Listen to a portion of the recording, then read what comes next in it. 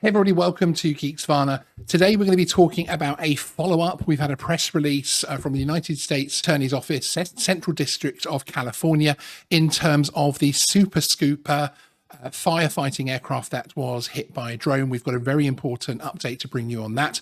So I'm going to basically go straight over and show you the press release on this. So Culver City man agrees to plead guilty to recklessly crashing drone into Super Scooper firefighting aircraft during the fires over there. So let's take a look at some of the details. A Culver City man has agreed to plead guilty to recklessly operating a drone that crashed into and damaged a Super Scooper firefighting aircraft fighting the fires earlier this month. Peter Tripp Aikman, 56, has agreed to plead guilty to one count of unsafe operation of an unmanned aircraft. This morning, federal prosecutors filed a criminal information charging Aikman with the misdemeanor offence. It's misdemeanor offence, important, that carries a prison sentence of up to 1 year in federal prison. In a plea agreement also filed this morning, Aikman agreed to plead guilty to the criminal offence and admitted to his reckless and illegal conduct in flying the drone that posed an imminent safety hazard to the Super Scooper crew. As a result of the drone collision, the firefighting aircraft was taken out of service for a period of time and was not able to continue its firefighting mission. As part of the plea agreement, he's agreed to pay full restitution to the government of Quebec, which supplied the plane, and an aircraft repair company that repaired the plane. Aikman also agreed to complete 150 hours of community service in support of the 2025 Southern California wildfire relief efforts. It seems quite an apt plea deal there from that point of view. The acting United States attorney Joseph McNally is quoted as saying on here, this defendant recklessly flew an aircraft into airspace where first responders were risking their lives in an attempt to protect lives and property. This damage caused to the Super Scooper is a stark reminder that flying drones during times of emergency poses an extreme threat to personnel trying to help people and compromises the overall ability of police and fire to conduct operations.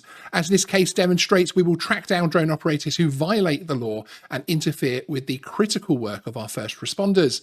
Lack of common sense and ignorance of your duty as a drone pilot will not shield you from criminal charges, says Akil Davis, who is the assistant director in charge of the FBI's Los Angeles field office. Please respect the law, respect the FAA's rules, and respect our firefighters and the residents they are protecting by keeping your drone at home during wildfires. Now, Aikman is expected to make his initial appearance this afternoon in the United States District Court in downtown Los Angeles. We'll, of course, keep you fully informed. According to the plea agreement, while the wildfire was burning on January 9th, Aikman drove to the 3rd Street Promenade in Santa Monica and parked his vehicle on the top floor of the parking structure. He then launched a drone and flew it to observe damage caused by the fire.